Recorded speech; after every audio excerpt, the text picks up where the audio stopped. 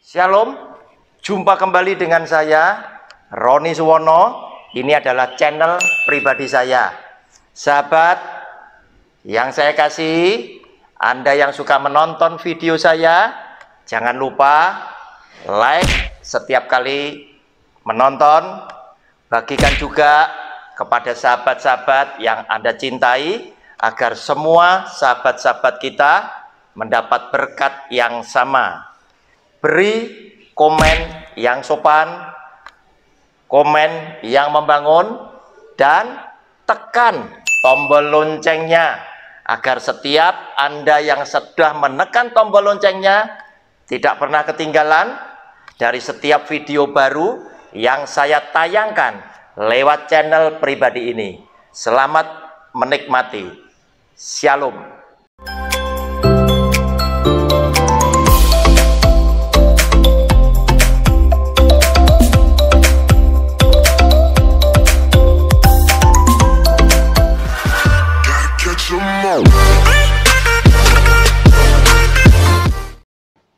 Shalom, jumpa kembali dengan channel pribadi saya lewat program Sabar Selidiki Alkitab bersama Roni Suwono. Kita memasuki video yang ke-17 dari seri pelajaran yang berjudul Keselamatan Hak Istimewa Tuhan Yesus, bukan hak manusia. Hari ini yang kita mau cermati, judul kecilnya berbunyi demikian: Aku telah mencapai garis akhir dan aku telah memelihara iman. Nah, saudara, judul kecil ini adalah ayat yang sering dipakai oleh seseorang ketika orang yang dicintai dipanggil oleh Tuhan untuk sebuah iklan yang ada di koran. Ketika orang tuanya meninggal dan lain sebagainya, gembala sidangnya dipanggil Tuhan pulang ke surga dan lain sebagainya, ayat firman Tuhan ini sering dipakai sebagai salah satu ayat yang ada di dalam iklan pemberitahuan di koran tersebut, yaitu aku telah mencapai garis akhir dan aku telah memelihara iman. Saudara, apa yang dikatakan firman Tuhan ini keluar dari mulut seorang rasul yang namanya Paulus. Saudara, kita baca lebih dulu 2 Timotius ayat pasal yang keempat, ayatnya yang ke-7. Aku telah mengakhiri pertandingan yang baik. Aku telah mencapai garis akhir dan aku telah memelihara iman. Saudara, Rasul Paulus mengandaikan hidup ini seperti sebuah pertandingan. Kenapa? Karena dia adalah orang yang dulunya menjadi orang yang sangat jahat, sangat berdosa, dan suka menangkap, menganiaya, bahkan membunuh orang-orang sebagai pengikut jalan Tuhan, sebagai pengikut Kristus. Itu sengaja ditangkap, sengaja dianiaya dan dibunuh oleh Paulus, oleh Saulus waktu itu, dan oleh teman-temannya. Karena Saulus dan teman-temannya berkesimpulan, orang-orang yang mengikut kepada jalan Tuhan, mengikut kepada Yesus Kristus Tuhan adalah orang-orang yang sesat. Nah, saudara, namun apa yang terjadi ketika di dalam perjalanannya ke Damsyik, Saulus itu sudah membawa surat untuk menangkap, menganiaya orang-orang yang tertentu yang dia jumpai. Yesus yang adalah Tuhan berkenan memakai Saulus menjadi alatnya. Di tengah-tengah perjalanan menuju ke kota Damsyik, mendadak ada sinar yang sangat menyilaukan dia, sehingga membuat Saulus itu rebah. Saulus adalah salah satu rasul yang paling pintar secara intelijensia. Dia langsung tahu jika peristiwa yang ajaib ini telah menjadikan matanya dia buta dan kemudian dia harus tersungkur, pastilah peristiwa ini bukan peristiwa sembarangan, tetapi adalah peristiwa yang bisa melakukan hanyalah Tuhan semata-mata. Oleh karena itu, dia langsung berseru dan berkata, "Siapakah engkau Tuhan?"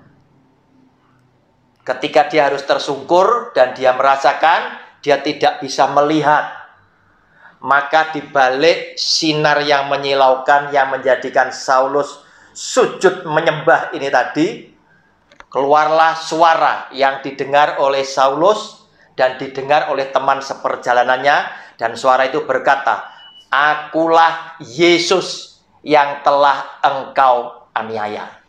Nah saudara, kejadian itulah yang mengakibatkan Saulus bertobat dan kemudian menyerahkan diri untuk dipakai oleh Tuhan Yesus sebagai alatnya memberitakan Injilnya. Karena Saulus yang sudah diganti namanya menjadi Saulus itu adalah orang yang secara intelijensia punya pendidikan yang tinggi, yang secara relasi punya hubungan yang banyak dengan orang-orang, para bangsawan, raja-raja, dan lain sebagainya. Dan Tuhan berkenan menjadikan Saulus yang berubah namanya menjadi Paulus, menjadi alatnya untuk memberitakan firman-Nya. Nah saudara, lewat pertobatan Saulus ini tadi, maka setelah namanya dia menjadi Paulus, dia mengibaratkan bahwa hidup ini seperti sebuah pertandingan. Yaitu pertandingan yang seperti apa? Yaitu pertandingan yang harus sampai mencapai garis akhir dan bisa keluar sebagai seorang pemenang. Saudara, pertandingan tetap harus diselesaikan. Jika engkau berhenti di tengah jalan, berarti engkau akan menjadi orang yang kalah. Tetapi ketika engkau bisa mencapai garis yang terakhir, engkau bisa menjadi orang yang keluar sebagai pemenang. Terlebih apabila di dalam pertandingan hidup yang di sekitar kita diwarnai dengan beraneka macam tawaran nikmat dosa, kita bisa keluar sebagai pemenang. Oleh karena kita bisa menjaga iman sampai kepada garis akhir, maka bagi kita yang sebagai pemenang akan mendapat anugerah, yaitu keselamatan hidup kekal yang disediakan oleh Kristus kepada setiap kita yang sudah bertanding dengan sungguh-sungguh menjaga imannya sampai kepada garis akhir. Nah saudara, sekarang muncul persoalannya.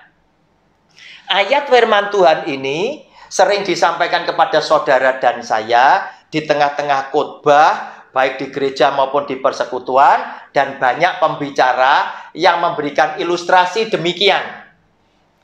Adalah lebih baik ketika di awalnya seseorang adalah orang yang jahat, kemudian dia berubah menjadi orang yang baik, orang yang benar, daripada di awalnya dia adalah orang yang baik, kemudian di akhir hidupnya dia menjadi orang yang hidupnya berbuat dosa dan berbuat salah. Kenapa? Karena seakan-akan kembali dengan pikiran manusia, seakan-akan manusia ini bisa mengetahui bahwa kalau orang itu berbuat baik di awalnya, ending cerita hidupnya ditutup dengan perbuatan yang kurang baik. Sepertinya orang yang demikian pasti tidak selamat. Nah saudara yang dikasih oleh Tuhan, kembali saya ingin menyampaikan pesan. Jangan menghakimi sesamamu manusia khususnya tentang keselamatan. Karena keselamatan adalah hak istimewa Yesus Kristus Tuhan, bukan hak manusia. Kita tetap tidak tahu siapa yang akan dia selamatkan. Sesuai dengan rahmat dan belas kasihannya, dia menentukan setiap orang demi seorang yang akan diselamatkan, akan dihakimi sesuai dengan perbuatannya secara adil. Dan ingat, perbuatan baik seseorang berharga dan dihargai oleh Tuhan. Nah saudara, seiring dengan perjalanan kesimpulan itu, akhirnya orang-orang yang ada di Indonesia seringkali ditunjukkan dengan peristiwa yang mengagetkan. Orang yang begitu engkau kagumi, hamba Tuhan yang begitu engkau hormati, ternyata tidak semuanya mengakhiri pertandingan dengan sempurna. Mereka di akhir hidupnya ternyata ada banyak yang tidak berbuat baik seperti firman Tuhan, seperti ilustrasi yang engkau berikan. Sehingga di akhir hidup mereka, tokoh-tokoh besar seringkali menunjukkan hal-hal yang membuat saudara dan saya jadi kecewa. Kenapa di hari tuanya justru mereka bengkok? Kenapa di hari tuanya justru mereka nyimpang daripada firman Allah? Dan itu menjadi rahasia umum.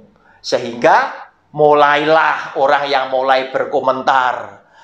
Pembicara-pembicara yang dulu dengan yakin bahwa ilustrasi ini adalah 100% benar, mulai mencari jalan lain lagi dengan pengajaran pendapat yang lain. Mulai berkata, jangan menghakimi sesamamu manusia, wong namanya orang hidup, pastilah orang tidak sempurna. Nah, saudara, teologinya bisa bolak-balik sesuai dengan apa yang dia maui. Nah, saudara, Rasul Paulus berkata seperti itu, aku telah mengakhiri pertandingan yang baik, aku telah mencapai garis akhir, dan aku telah memelihara iman.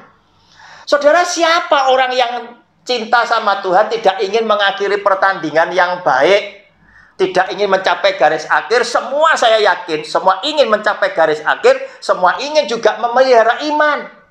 Tetapi ternyata di dalam kehidupan yang beraneka ragam seperti hari ini, ada begitu banyak orang-orang yang punya keinginan seperti itu, belum tentu bisa mewujud nyatakan.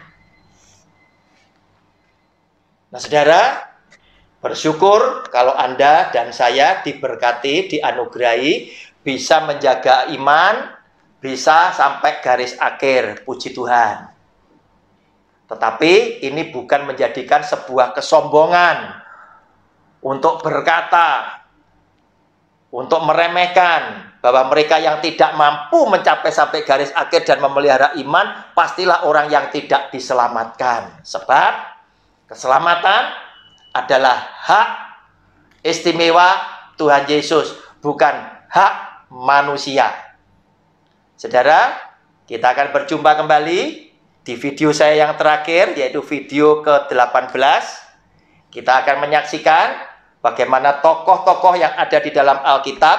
Salah satunya adalah orang yang gagal mengakhiri hidupnya dengan ending yang begitu menakjubkan. Tetapi Tuhan, saya yakin, perbuatan baiknya tetap dihargai oleh Tuhan sebagai Sang Penebus. Shalom, Tuhan Yesus memberkati kita semuanya. Amin.